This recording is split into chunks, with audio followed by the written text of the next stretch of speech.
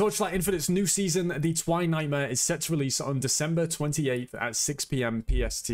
Now, this new season brings a ton of new stuff, and we got to sit down, myself, Tenki, and Riker, with the XD team to discuss some of the changes coming in the season, as well as potential multiplayer. So in this video, I'm going to be talking about the new seasonal mechanic and the crafting mechanic that comes alongside it, the new hero, Rosa, a sword and shield block-based character, the new skills that they'll be adding, the Netherrealm quality of life improvements, new legendary items, and the ability to add a customizable loot filter for your own personal use. So lots to go over, and let's get started first of all with the new seasonal mechanic. It is called the Sweet Dreams. Every time you enter a zone, there is going to be a pillar that you can interact with. Doing so will take you either to a dream or a nightmare. In the dream, you will have a timed encounter where you have to collect the reward bubbles in order to add them to your stack of rewards that you will eventually claim. If you're unfortunate enough to find yourself in a nightmare, you will have to clear it of the roots in order to escape. Now, every single time you complete one of these, you will have the option to select a reward, as well as a potential malice that will be added to your nightmare encounter. Each subsequent dream you enter will increase the chance that the next one is a nightmare, until you eventually enter the nightmare, cleanse it of the roots, and claim all your rewards you have built. So, there is a lot of RNG involved in this. You may not always get to those 12 rewards, but apparently you are very likely to get things like Eternity or even Box from some of the higher tier rewards in this mechanic. So it's set to be a very rewarding one and a much faster paced one than we may have seen with City of Eterna. There's no loading in and out of zones. It's just simple, click on the altar and continue clearing whatever zone you're in. So very cool, very fast, and something I'm definitely looking forward to. Now, that isn't the only thing coming with the seasonal mechanic, though. There is a new crafting system that you will be able to engage with. If you've ever seen a legendary item and wished you could add one of its modifiers to your own crafted gear, well, wish no longer, as you will be able to do this. Using the new currency added and the new crafting system available to you, you will be able to add legendary affixes to your gear, as well as craft it in other ways. Now, doing so does mean you have to add a potentially very powerful downside to your item. This could be to add a blemish, to downgrade the level of the modifiers, or some that maybe don't even know yet. So the idea is you can improve your item in ways you previously couldn't at the cost of some of that item's power. A very interesting way to add min-maxing to the game, as there are some very powerful mods available on legendary items that are simply not available on rares, and it made it so that maybe itemization wasn't as fluid as they wanted it to be. This will create much more min-max opportunities for you and whatever character it is you choose to play. I expect this will bring a lot more builds up to the level they need to be at in order to clear all the content. As well as this, there is a boss, Paloma, the Queen of Eternal Sun, a remake of the boss in Act 3 before you fight the platform boss.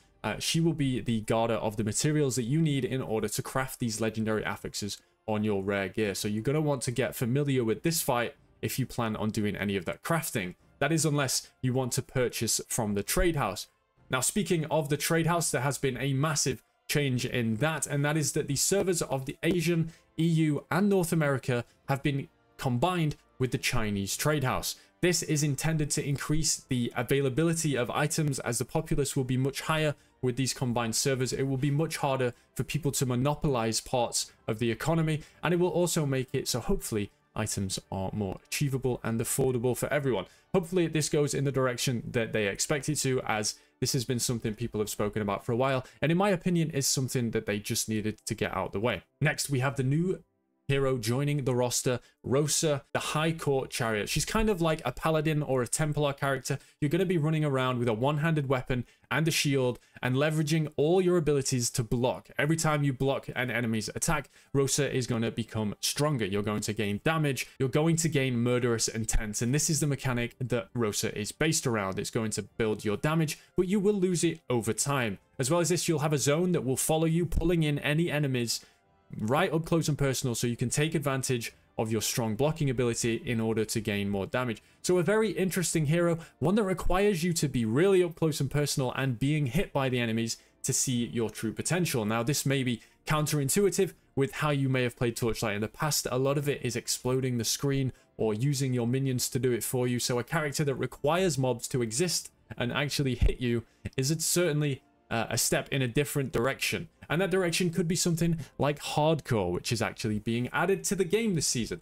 Hardcore and solo self-found are going to be options available to you at character creation. If you want to challenge yourself more, you'll be able to go into the hardcore realm, and if you die at any point, you will be returning back to the character creation page.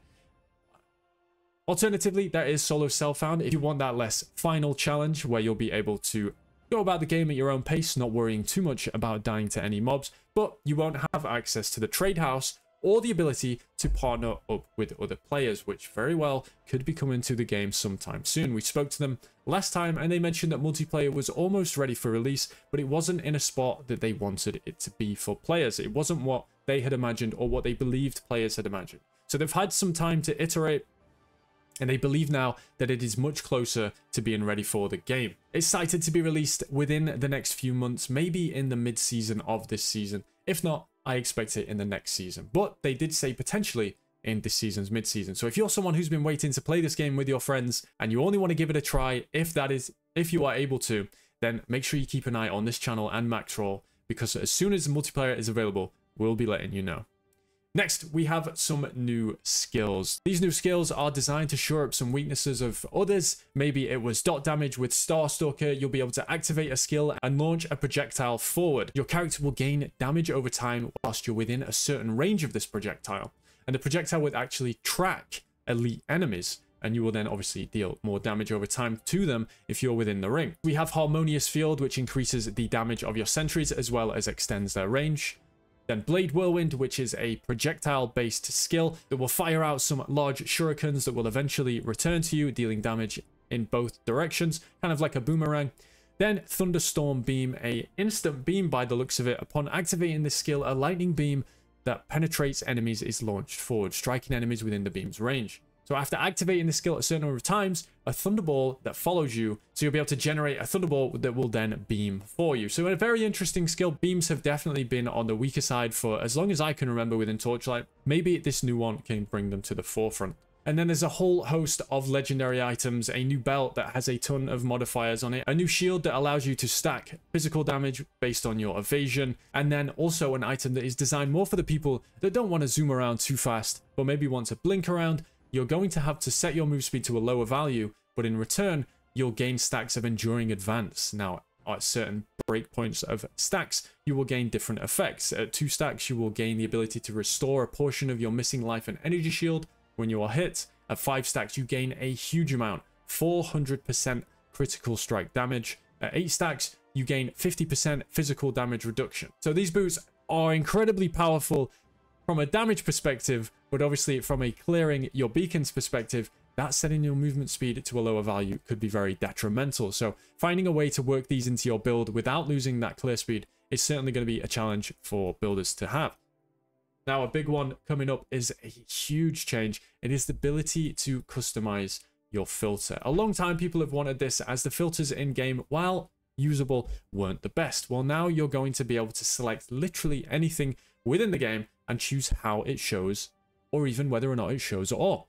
You'll be able to go through, and they did say this is in the early stages. It might be a bit finicky to begin with, but you'll be able to create your own and even share it. So go and ask your favorite streamer, where's your filter, where filter streamer, and I'm sure they'll give you theirs if they have made one yet, because it does look like it's going to take a decent amount of time to make right now. Hopefully some more adjustments come to the UI, but they did want to get this into the game to see how it worked out. And then finally for this video, some great quality of life improvements. The BD option is a one-click share feature that allows you to share your build with other people, and also add it so that new players can reference it when making their builds. So a much more new player friendly way of sharing builds.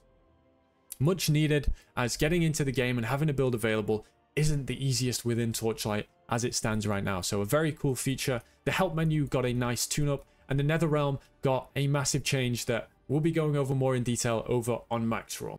Now, this video would be too long if I went in detail on every single thing they're adding. They just do too much between the seasons. So we're going to do a quick fire round of all the remaining things that I pulled out from the seasonal reveal. The City of Eterna returns as an itemized entry. So if you were someone that particularly enjoyed that content, you'll be able to run it until your heart's content. You can just only do that and never enter a single beacon. Soul candles are also now tradable, so it'll be much easier to get those high value, high tier modifiers.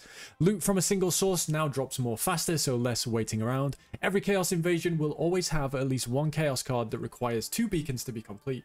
This will increase the pace at which you will see more and more Chaos cards, hopefully increasing the number of big ticket ones that you find. There are also 2 new Legendary Pack Spirits, as well as 1 Legendary Pack Spirit, and the odds of receiving a Seasonal Pack Spirit have been increased from a 1 in 2 to a 1 in 4 when you pull a Legendary from that particular banner. There are also a lot of new outfits and microtransactions if that's something that interests you within the new season of Torchlight Infinite. So if you're excited for the new season, be sure to get subscribed. Go check out Maxroll for any updates to our leveling guides as well as Rosa's new guide.